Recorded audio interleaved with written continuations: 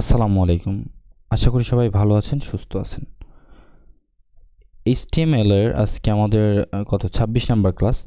তো আজকে আমরা গত টিউটোরিয়াল আমরা দেখেছিলাম যে HTML ক্লাসেস নিয়ে। HTML ক্লাস কী এবং কতটা ইম্পর্টেন্ট সেটা নিয়ে। তো আজকে আমরা দেখব HTML আইডি। তো HTML ক্লাস আর HTML আইডির মধ্যে খুব বেশি ডিফারেন্টেশন না, প্রত্যেকটারই সেমই কাজ। মানে আইডি দিয়েও যেই কাজ করা যায়, আমার ক্লাস দিয়েও সেই কাজই করা যায়। তো এইটার মধ্যে সবথেকে বড় একটি ডিফারেন্টেশন যেটা, তা হচ্ছে আপনি একটা ওয়েবসাইটের মধ্যে বা একটা ওয়েব পেজের মধ্যে ওই এক আইডি বা আইডি নেমটা আপনি একবার ব্যবহার করতে পারবেন। যেমন এইখানে যত বড় পেজই হোক, আপনি এইখানে এই আইডিটা একবার ব্যবহার করতে পারবেন। আচ্ছা, আইডি একবার ব্যবহার করা যায় কেন, এইটা বিষয়ে আমি আপনাদের বলি। মনে করেন আপনি একটা ক্লাসে আসেন, বা আপনি লেখাপড়া করেন, তো সেখানে কি, বা আপনি একটা স্কুলে, যদি একটা ক্লাসের মধ্যে কি আপনার একটা স্কুলে আপনার একই নামের ব্যক্তি কিন্তু 10টাও থাকতে পারে, কি থাকতে পারে না? মনে করেন আপনার ক্লাস 1-এ আছে ও হেলাল, 2-এও আছে হেলাল, 3-তেও আছে হেলাল, 4-এও আছে হেলাল, 5-এও আছে হেলাল, ঠিক আছে? তো প্রত্যেকটা ক্লাসের জন্য আমরা একই নাম রাখছি, তাতে কিন্তু কোনো সমস্যা নেই। আমরা পুরো স্কুলের ভেতরে আমরা যদি প্রত্যেকটার একই নামই দিই, সেই ক্ষেত্রে কোনো সমস্যা নেই। তবে এইটাতে যদি আমি প্রত্যেকটা ব্যক্তির আইডি কিন্তু ভিন্ন ভিন্ন হয়। আমি আপনার আবার একটা জিনিস বোঝাই, সেটা হচ্ছে বাংলাদেশে কিন্তু সবার ন্যাশনাল আইডি কার্ড আছে না? তো ন্যাশনাল আইডি কার্ডে এখানে দেখেন, আমরা যখন ন্যাশনাল আইডি কার্ডের জন্য আপনি ফর্ম পূরণ করেন, সেক্ষেত্রে কি আপনার নাম হেলাল, আমার নাম যেমন হেলাল, আমি কি করলাম যে আইডি কার্ডে আমার নাম দিলাম হেলাল। তো হেলাল নামের কিন্তু পার্সন আরও অনেক হইতে পারে কি না? আচ্ছা, তো এইখানে আমার ইউনিক একটা জিনিস বের করার জন্য, যেমন আমার যদি ইনফরমেশন বের করতে চাই, সেক্ষেত্রে যদি আমার নাম দিয়ে সার্চ করে কি আসবে? যতগুলা হেলাল আছে আমাদের গভর্নমেন্টের ডেটাবেজে, সবগুলো হেলাল গিয়ে তার সামনে দাঁড়াবে। তো স্পেসিফিক হেলাল যেটা আমাকে কেমনে বের করবে? তখন কিন্তু তাদের এটা নিয়ে অনেক খোঁজাখুঁজি করতে হবে। বাট এই জন্য তারা কি করছে, প্রত্যেক জনের জন্য আলাদা আলাদা করে আইডি নাম্বার বানাইছে। এখন কি করতেছে তারা, আমার ইনফরমেশন প্রয়োজন, জাস্ট আমার আইডি নাম্বারটা আছে, আইডি নাম্বারটা লিখে যদি সে সার্চ করে, আমি একজন ব্যক্তিই আসবো। তো সেম এই কাজটা এইখানে হচ্ছে। আইডি নামটা আপনি একই নাম দুইটা ট্যাগের মধ্যে ব্যবহার করতে পারবেন না।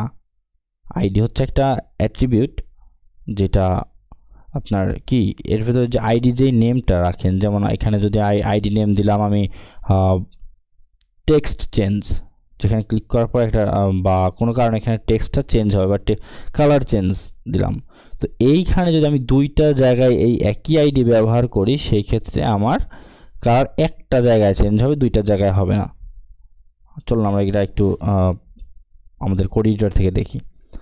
এইখানে দেখেন যতগুলো জায়গায় জাস্ট এই ক্লাসগুলো চেঞ্জ করে আইডি করে দিলাম। এখন কি হয় দেখি, এখানে রিলোড করেন, কি আসছে? এখানে যেমন যে ব্যাকগ্রাউন্ড আসলো, ওইটা থেকে ব্যাকগ্রাউন্ড আসতেছে, কেন আসতেছে না? আচ্ছা, তারপর ব্যাকগ্রাউন্ড আসতেছে না, এখানে আমি দেখাচ্ছি, এখানে একটু মিস্টেক আছে। তো এখানে হ্যাশই দিয়ে দিলাম। আমাদের আইডিকে কল করার জন্য কিন্তু এখানে হ্যাশ ব্যবহার করতে হবে, সেটা অবশ্যই মনে রাখবেন। এবং এইখানে একই জায়গায় আইডির মধ্যে মাল্টিপুল আমরা ভ্যালু অ্যাড করতে পারবো না। একটা আইডির মধ্যে একটাই ভ্যালু অ্যাড করা যায়। এবং এবার দেখি কি আসছে কিন্তু।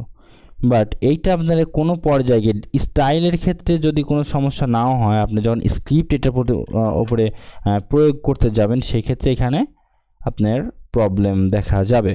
যখন আপনার স্ক্রিপ্টটা কাজ করবে যে কোনো একটা জায়গায়, বাদ বাকি সব জায়গায় ব্লক হয়ে যাবে, বা আপনার এটা কোনো জায়গাতেই কাজ করবে না, এই ধরনের সমস্যায় আপনি পড়বেন। তো আমাদের সবথেকে বড় রিকোয়ারমেন্ট হচ্ছে, বা আমাদের এইখানে প্রত্যেকটার জন্য একটা ওয়েব পেজের ভেতরে যাতে আমি একটা আইডি স্পেসিফিকভাবে ওই একই নামে ব্যবহার করি একটা পেজের মধ্যে, আমি যদি প্রত্যেকটা জায়গায় যদি একই আইডি ব্যবহার করি সেই ক্ষেত্রে আমি এখানে সমস্যায় পড়ব। এখানে জাস্ট কি বলছি, আমি আইডি দিয়ে ব্যাকগ্রাউন্ড কালার দিচ্ছি, এটি স্টাইলের ক্ষেত্রে খুব বেশি সমস্যা হয় না। স্টাইল যদি আমি ওই একই আইডি আমি 100 জায়গায় ব্যবহার করি সেক্ষেত্রে স্টাইলটা সেইভাবে প্রয়োগ হবে। কিন্তু যখন আপনি এটাতে একটা স্ক্রিপ্ট, জাভাস্ক্রিপ্ট দ্বারা একটা স্ক্রিপ্ট লিখবেন বা পিএইচপি দ্বারা একটা স্ক্রিপ্ট প্রয়োগ করবেন, সেক্ষেত্রে সেটা ঠিক মতন কাজ করবে না। তো আমি আপনাদের রিকমেন্ড করব আপনারা আইডিতে কখন স্টাইল না ইউজ করাই বেটার। আপনি আইডিতে ইউজ না করে আপনি প্রত্যেকটাতে ক্লাস ইউজ করবেন এবং ক্লাসে আপনি এখানে স্টাইল প্রয়োগ করবেন। স্ক্রিপ্ট লেখার জন্য স্পেসিফিক যদি আপনি মনে করেন যে, বা আপনার এইখানে তো আপনার প্রত্যেকটাতে আপনার স্ক্রিপ্ট প্রয়োজন নাই, আপনি ব্যাকগ্রাউন্ড কালার বিজিতে ধরতেছেন, বিজিতে ধরে আপনি একটা স্ক্রিপ্ট লিখছেন, আপনি জাস্ট স্পেসিফিক এই উপরে একটা লাইনে আপনার প্রয়োজন, তো সেই ক্ষেত্রে কিন্তু এখানে আপনার ঝামেলা করবে। আপনার প্রত্যেকটাতে তো আর এই স্ক্রিপ্টটা কাজ করবে না, প্রত্যেকটাতে আপনার স্ক্রিপ্টের প্রয়োজনও নেই। তো এখানে সেই জন্য আমাদের কী করতে হচ্ছে, স্পেসিফিক প্রত্যেকটার জন্য আলাদা আলাদা ব্যাকগ্রাউন্ড কালার বা আপনি কোনো স্ক্রিপ্ট অ্যাড করতে পারেন।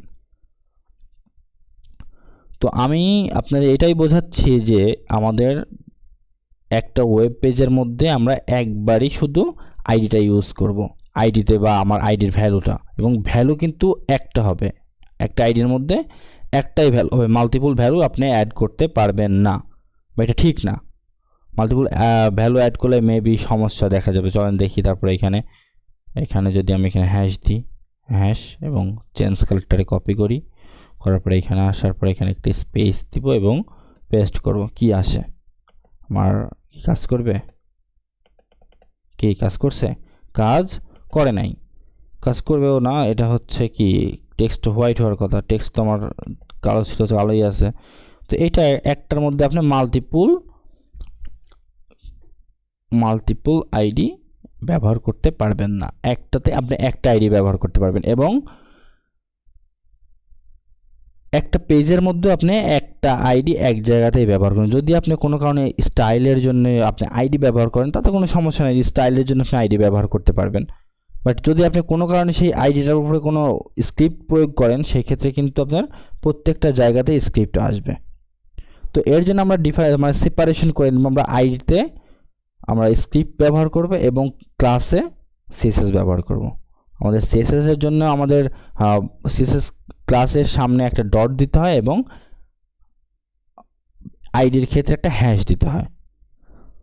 আশা করি আপনারা বুঝতে পেরেছেন যে আমাদের কীভাবে আইডি এবং ক্লাস ব্যবহার করতে হবে। তো যদি কোনো জায়গায় বুঝতে না পারেন, কোনো সমস্যা হয়, আমাদের ভিডিওতে অবশ্যই কমেন্ট করে জানাবেন। সবাইকে অসংখ্য ধন্যবাদ। আল্লাহ হাফেজ।